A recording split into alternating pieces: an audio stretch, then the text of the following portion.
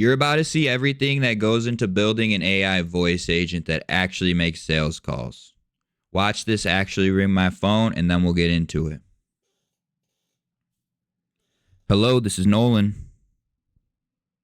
Hi, Nolan. This is Jeremy with Marion Grout Real Estate. I noticed you grabbed our seller's guide. Thanks for that. Just curious, what was it about that content that caught your attention?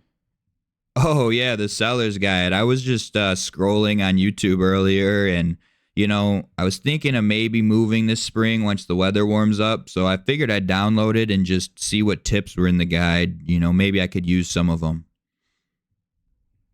Got it. That makes a lot of sense. So thinking ahead to spring, what kind of tips stood out to you from the guide? Or what were you hoping to learn? I haven't gotten a chance to really read through the guide yet, but I was just looking for ways that I can increase the value of my home before I sell it, and maybe how I can get it sold within, quickly. I don't want to wait forever and have it just linger on the market, And then, I don't know, maybe there's something in there about how I can move next, too. That makes perfect sense. Nolan, so you're aiming to boost your home's value and sell it quickly when the time comes. How long have you been in your home? I've been in it for about 6 years now. Got it. 6 years. And are you currently leaning more towards definitely selling? Or are you still just exploring the idea right now? Still just exploring the idea, just figured there might be some good information in there. Even if I don't move this year, it'd be good to read for down the line. Absolutely.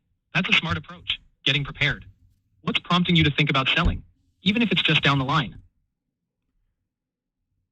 Just that time in my life where it might be, I don't know, like it's getting crammed at my house. We have 2 kids, third one on the way. It's 3 bedrooms. The kids are already sharing a bedroom. So. Ah, I see. Sounds like space is becoming a real factor with a growing family. How are you feeling about the idea of making that move to something bigger? I'm ready to go in the spring, I think. That's great to hear, Nolan. So it sounds like timing is key for you, getting everything lined up by spring. Okay, so I'm not going to sit here and bore you with the whole video being a AI sales call, like some imaginary conversation, right? Regardless, it works, and now we're going to dive into how to actually make it happen. Okay, so now that you've seen what the AI sales agents can do, let me show you what you need, the tech stack, like the technology that goes behind it to make this function. So first off here, we have PipeCat, and this is kind of the brain. It orchestrates, everything. It takes the audio input, then the AI processes it, and then you get the audio output. It's kind of like the orchestrator. It allows us to switch a bunch of different models in. So you can see here all these different available models that we can add for different things that we need to do, right? From speech to text to speech to speech to speech, vision and image, audio processing, whatever it is. Essentially, it allows us, sorry, a bad camera. It essentially allows us to be able to swap these things out without having to rebuild our tech stack. So the next thing I have here that we added in is the OpenAI real-time API. So this is pretty self-explanatory. If you know OpenAI, this is our LLM that basically takes the input, converts it into something logical using the system prompt and everything like that. It generates the smart response, right? That's what this is for. It just gives us the low latency. That's why we use the real-time API here. So that way, things can happen in real time. It's a real-time conversation when you're on the phone. And you can use any of these connections that you need. That's why we're going with this, right? Because it gives us multiple options for WebRTC, WebSocket, and SIP. So we can do calls. We could do embedded agents in an app. If you need real-time voice within your web app, this is the same kind of thing. You could just use a WebSocket. And yeah, a lot of use here, very useful. That's why I included it. All right, next, better speech to text. The fastest speech to text, best speech to text that I found is Deepgram. That's the one we're using currently. It might change down the line. There's plenty of them out there, but this is the one that I'm using that I found works reliably, fast, and with the other tech stack that we've been using. But yeah, pretty straightforward. We use it because it's accurate and it's fast. All right, so next thing I have here is ElevenLabs. Now, I'm not using ElevenLabs itself. We're just using the API. But that way we can clone our voice and get a more human-like voice. ElevenLabs also has more voice options, so we're not stuck using the OpenAI real-time ones like that sound like they do when you chat with ChatGPT. If you want it to sound more like a human, that's where the ElevenLabs API comes in. It allows for voice cloning, and they have a bunch of other voices to choose from. So that's why we use ElevenLabs. All right, so next is Telnyx, and Telnyx basically gives your AI access to a phone number so that it can call and text. So this is how we would do voice and texting would both be through here. For voice, you do a voice API application, and for messaging, you have to do programmable messaging profile and go through compliance. So you have to create a 10DLC brand and do a 10DLC campaign.